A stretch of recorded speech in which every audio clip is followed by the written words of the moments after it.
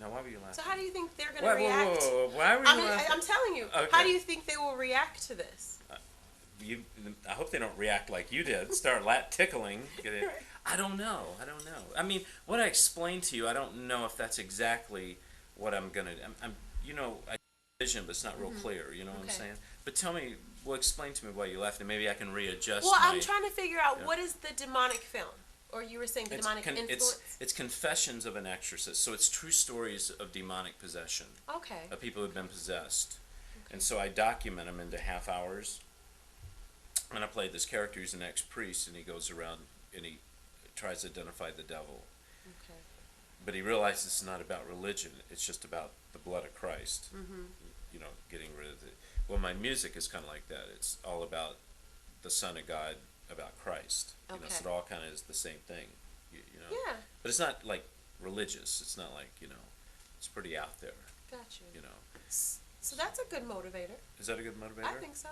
Okay. Definitely. So you wouldn't laugh then? No, I'm not gonna laugh. But why did anymore. you laugh because I said demonic possession? Yeah, I was thinking, okay, into the churches, and I'm like, I wonder how they're gonna react to it. And I was like, it just, I don't know, Demons. it tickled me. I was like, okay, that's interesting, and I'm sure they would be interested in that, especially coming from that aspect of it. You know, I think so. Yeah. I think so. that's Yeah. gonna be exciting. So for you. so I'm working on that. Yeah. Yeah. Okay. Okay. If you weren't doing what you're doing, what would you be doing? What would I be doing if I wasn't doing what I was doing? Mhm. I would be living in Belize, in Central America. I used to live there, Okay. and so I used to sit on the beach, and I like getting brown, That's a soaking nice up the color. sun. Oh, I know, baby. Do you like boats? I already asked you that. That's what I would do. It's just I love sitting in the sun. Yeah. And just that's it. Awesome. You know. Okay. Well, okay, I want you to tell me if you have to give advice to someone, a young person that's coming into this business, what kind of information would you give them? Now at this time, well, first, the other thing too is I do seminars. It's called Make Your Own Hollywood. Okay. And they've been very successful. I do them in front of as little as 50 people, as much as 500. Make your own Hollywood. Make Your Own Hollywood, and I teach people how to go from concept to consumer, because I'm also a distributor. Right. And I've been that Okay. for a lot of years. Mhm. And I wrote a book, and it's been very successful. And the reason I'm saying that is because I'm going to give them some advice pertaining to the condition of our market today. Okay. The DVD market's slowly dying. Theatrical's hurting. It's been on a downward thing for a long time. And we're seeing a paradigm shift in our business right now, like we've never seen it before. It's turning into something else, and nobody knows exactly what. that is. And you know it. And people that are new to the business and young, they don't know what to compare it to. That's where they are. Right. But still doesn't change the fact that you have to know what the future's going to be, and if you can adjust for that now, you can be that much more successful. Um, the agent route is very difficult now. The manager, the casting director is very difficult because there's a lot of people that has a lot of credits, and they're stepping down doing television, Right. and taking roles that normally Would be used would be for. exactly Yes, right. I'm aware. So so you need to find out who you are, and who your audience is, Mhm. and then find a way to get to your audience. Right. A movie, So kind of create your way. you create your own Hollywood. Okay. For instance, when you act, just looking at you, I can tell. I would cast you as kind of like the Jackie Brown type, character. You're younger, right?